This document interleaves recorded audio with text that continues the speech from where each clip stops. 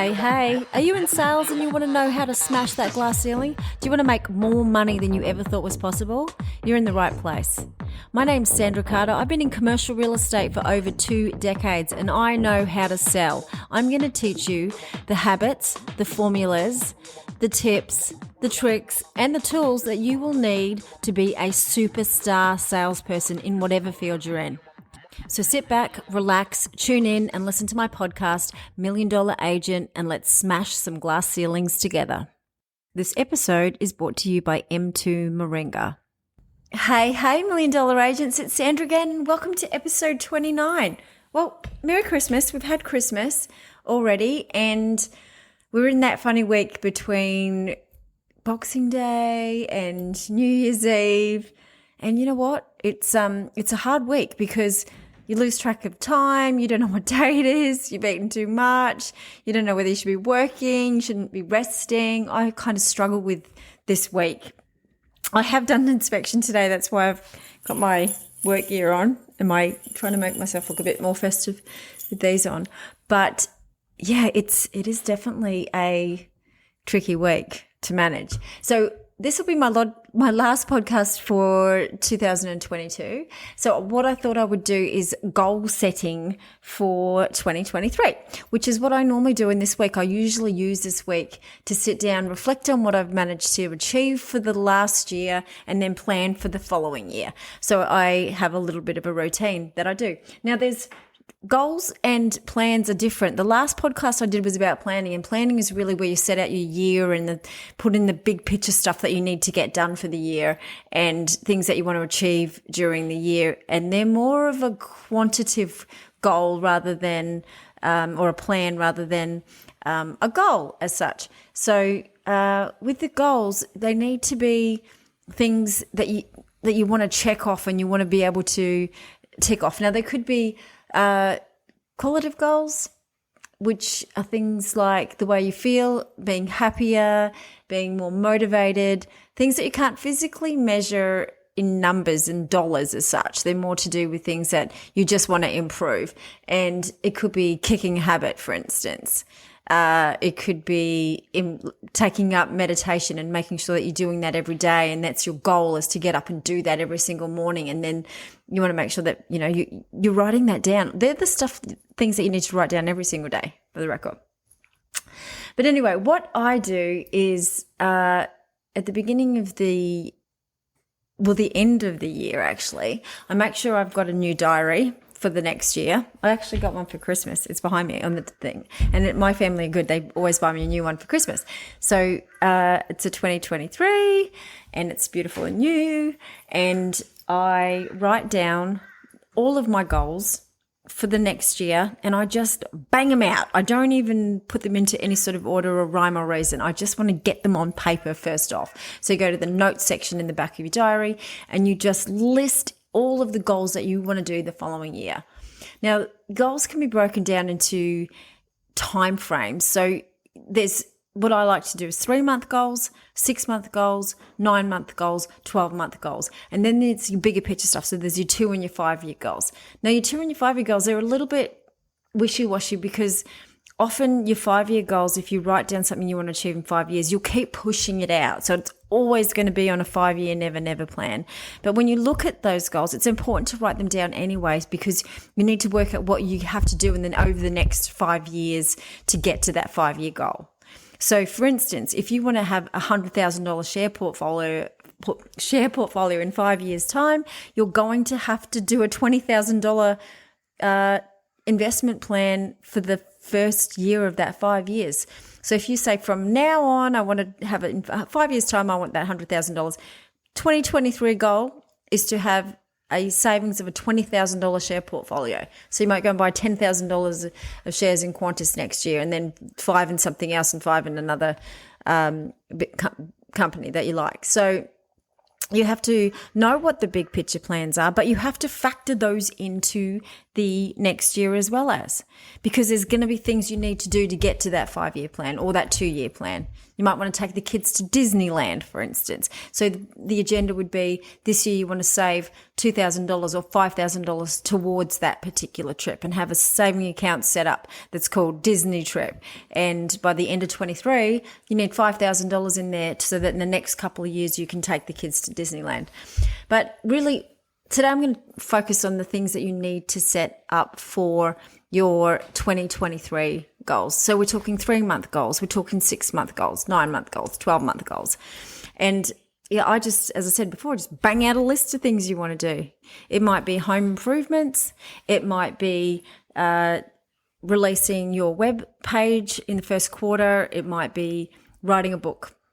So there's some things, it's a bit of a hint in what my goals are for next year. Now, you have to think big picture. Don't hold back on your goals. Write every single thing down. And some of them might seem a bit ridiculous, but when you put them on paper, what you can do after you've written that big list is have a good look and write a time frame next to each of them. So on a separate piece of paper, you got to break them down into 3 months, 6 months, 9 months, 12 months. And the 3-month stuff is the stuff that you know that you need to get done in the next 3 months, the things that you want to get done in the next 3 months, and things that you can actually do. Don't be like pie in the sky stuff. So what I usually do is write down goals pretty much every day anyway. So you need to get yourself, as well as your diary for 2023, get yourself a little black book. So I often write down my goals, and this is my 2022 book. So stopping at the lights, I just write messy pages of things I want to do. And that might be the stuff I want to get done for the year. It might be that week. It might even be that day. And it might even be big picture 5-year stuff. But often I'm sitting at the lights and I'm doing this. I know I could probably get in trouble for that. But, I'll just grab my book and I'll write down, things I want to get done. And it's getting it out of your head. Because if you get it out of your head, you actually become, more conscious of what you're trying to achieve, and you feel like you need to do it because it's there and you've written it down and you're accountable to yourself. So yeah, get yourself a diary for 23, get yourself a little black book as well, or a little pink book or whatever. And I have to be honest, I have more than one little black book. I have my one I keep beside my bed, my notes in it, and I just like to get stuff out of my head and just anything that I'm thinking about, write the date on. These are things that I've just written. They're silly things like get serious about finishing the course. I wrote this in the beginning of the year. Finish the barn. I have built my dream barn this year, and just purely for the fact that I can't get the guys to do the fit out, it's not quite done yet. Find a cottage. I'm building a cottage for my mum too. So there's all these things that you can just write down, and then you keep reinforcing in your subconscious mind the things that you're trying to achieve. So it's really important. Now, when you get to the end of the year, it's pretty cool that to be able to sit through your diary and tick off all the things you've done. But don't beat yourself up about it. Like, seriously, don't do that, because not everything is in your control, and things may have gone a bit pear-shaped. For instance, if you're trying to do home renovations in 2022, good luck, because getting anybody to come to your house and do things, tradies, were super hard to get. And I feel the pain. There's things that I really wanted to get done.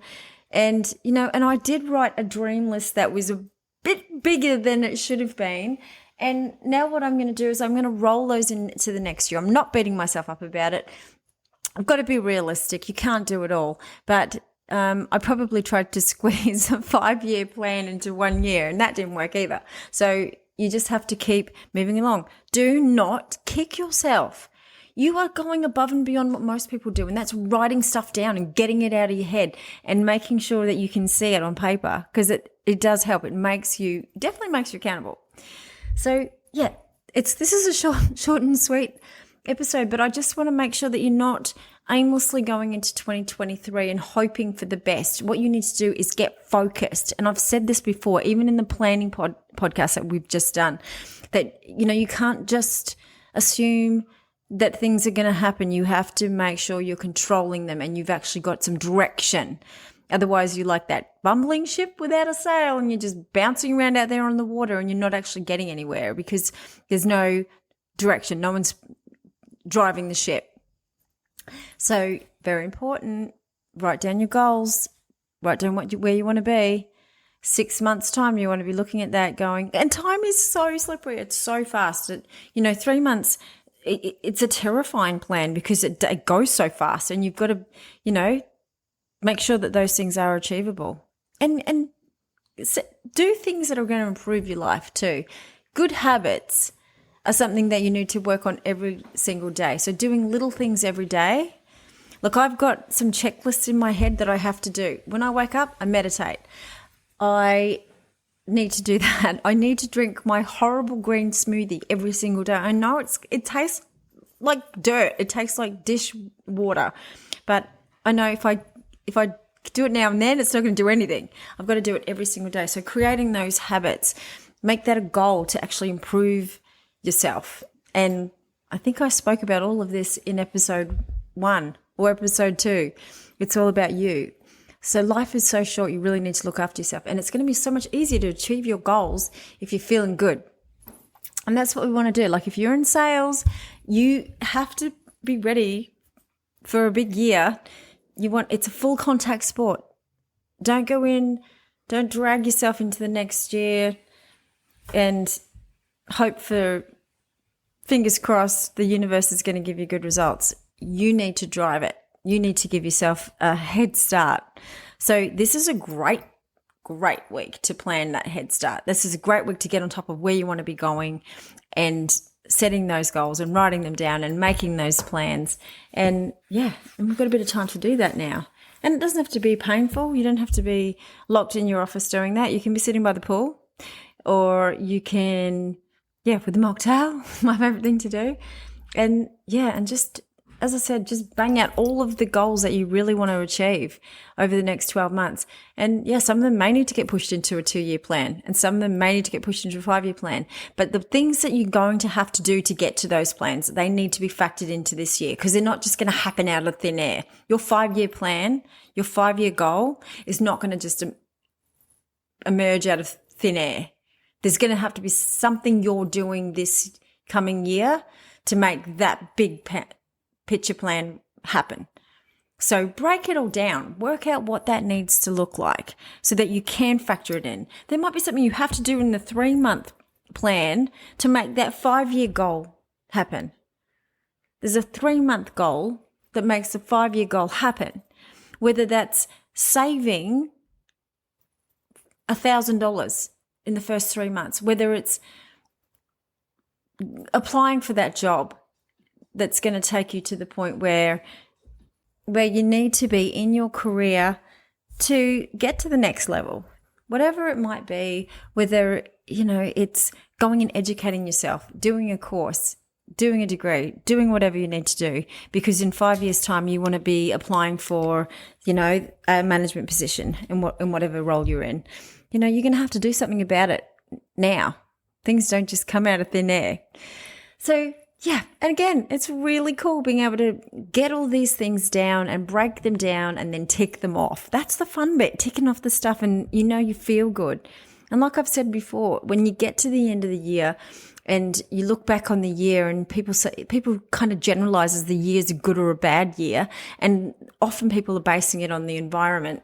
Interest rates are high and yada, yada, yada, and they've had a bad year and this has happened and that's happened and, we've had another COVID year. They're basing it on things that are out of their control. You need to have something to gauge that's all about you and is in your control, because when you achieve those things and you tick those boxes and you get to that point, you're going to feel fabulous and you're going to say, I had a great year. I ticked off 60% of the goals that I wanted to tick off that I achieved. Well done, you. You've had a fabulous year, and it didn't matter what anyone else was doing. It didn't matter what the world was doing. because you achieved your goals. So yeah, that's it. That's a wrap.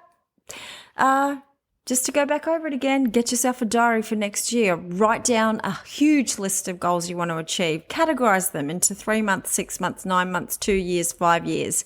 Work out the 5-year plan, what you need to do in the next year to actually get to the 5-year goal. Write it all down.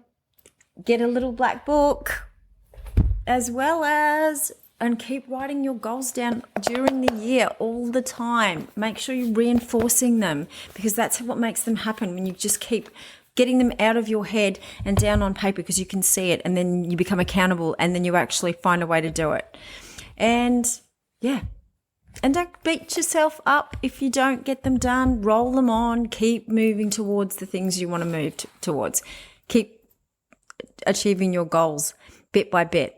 Break them down into small pieces. Don't make an unrealistic goal but not do the work along the way. You need to do that. And yeah, so my name is Sandra Carter. I'm a commercial real estate agent. You can find me on Instagram, TikTok, Facebook and LinkedIn under Sandra Carter Commercial Agent. And yeah, so keep selling hard and set your goals for 2023. It's so important, and smash that glass ceiling. Till next time. Oh, and I just wanted to say, you have to forgive me for all the clicking and the papering and all that sort of thing through this episode. It was actually recorded live straight through and it's on YouTube. So have a great day. Well, I told you about M2 Moringa. I told you what it does. You need to go and look at the website and have a look at the reviews. The moringa leaf, the miracle tree, it just does everything. I've seriously replaced all of my pills. So get onto the website. That's www.m2moringa.com.